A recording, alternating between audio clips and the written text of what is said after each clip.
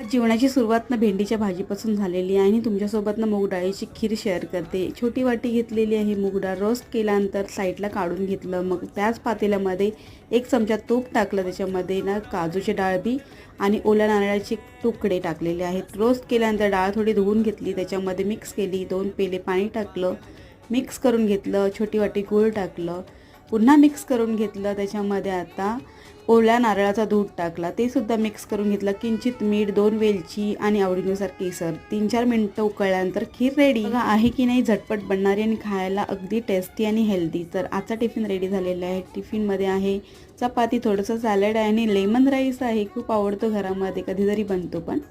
मूग डाळीची खीर आहे आणि भेंड्याची भाजी, जी की ऑल टाईम फेवरेट आहे घरामध्ये. टिफिन वगैरे पॅक झाल्यानंतर देवपूजा केली आणि मग रेग्युलरप्रमाणेच ऑफिसला निघाली. ह्याचा सेकंड पार्ट मी देणार आहे, कारण की मी आज टिफिन घेतला नाही आहे. चला मग ॲज